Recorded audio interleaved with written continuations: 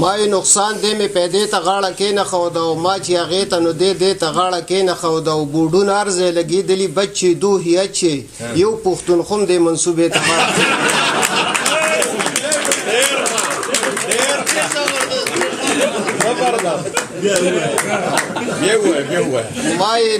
ما نقصان دې مې پیدې ته غاړه کې نه خوده ما چې هغې ته نو دې ته غاړه کې نه خوده او بوډون ارزې لګېدلي بچې دو هیچې یو پښتونخوم دې منصوبې ته غاړه کې نه خوده او بله قطره چې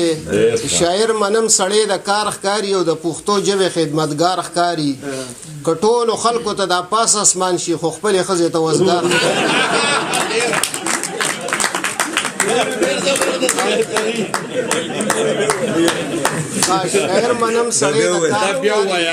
شاعر منم سړی د کار ښکاري او د پښتو ژبې خدمتګار ښکاري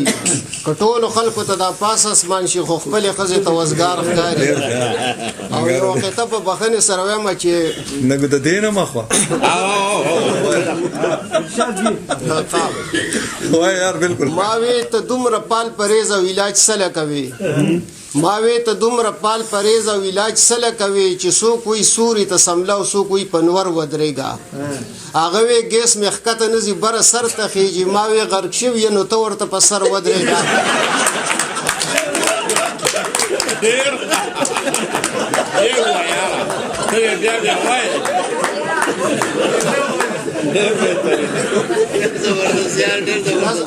نظم دې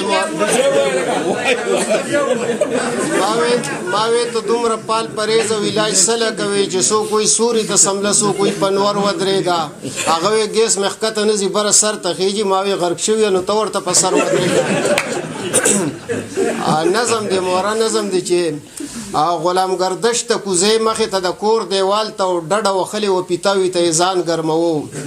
په زړه کې وایي چې تر څو به داسې خوشې ګرځي او د ځان سره د روزګار دپاره سوچ شروع کو خلکو پیسې په کروړونو باندې وګټلې چا هنرونو باندې چا کاروبارونو باندې چا په ډوک پوک باندې او چا په کمیشنو باندې چا په دمونو باندې او چا په تعویزونو باندې تا خو تعلیم کړی د ښه تعلیم یافته سړی اتم د پیل د نوم خو د پاس کړی کړی خو شپاړسم ته درته نښه کاله پاتې و نو سبق خو سر ته رسېدلی و خو لږ پاتې و درې نیمې میاشتې د کلینیک کې شاګردي وکړله او هغه ډاکټر سره هغه خو ښه قابل ډاکټر و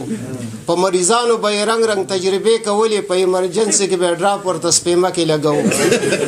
په دوایانو درته خو هم پوره غوږو رسل دی په المارو کې دي ښودي دي راغستې دي په هر څه پوهې یې خو راشه ډاکټري شروع کړه غلام ګردشه په دې خلکو باندې مټ وګوره دا خو دنیا د څوک به مري څوک به جوړېږي پکې ډاکټر د مرګ نیټه خو چاله بدلولی نه شي هسپتالونو کې چې مري دا د ډاکټر ګناه ده د تقدیر کرښې په تدبیر څوک رانولی نه شي یاره څه ښکلې سوچ دی وکړو ښه قابل انسان یو ځان یې په ملا باندې دوه درې کرته وټپوو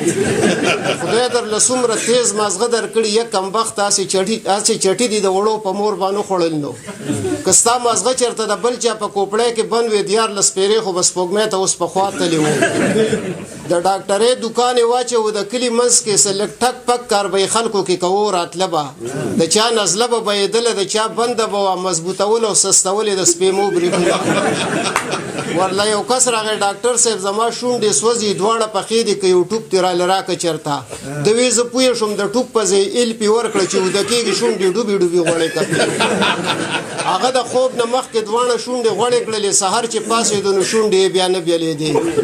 نه یې خبرې شوې کوې نه یې خوراک کوې شو حیران حیران به یې کتل داسې ګونګ سونګ ناسو که د کور خلکو ورته زړه شین شو چې څه چل شوی دی بس ګنډلې شونډې ناسو لکه نه چې اوري هغوی صلاح وکړه سړي باندې جوړ باد عالم دی هغه د بر کلي ملا یې ورله زر راوستو چې د پیریانو ملا دغه اندازه ولیدوي او بالکل اثرات د پیریانو شته دی چې سپېمې ورله د اور په باتی وسېزدلې هغه سمدس پس د مولا ګریوان ته لاس واچو مولا ویله ډېر سرکش آرامیان پیریان دي سړی کلک ونیسئ په کټ کې یې مضبوط وتړئ یو درې سپېړې د مخ نه تېنه چوتې کړلې چې څو کسان یې صفا صفا خبره کوي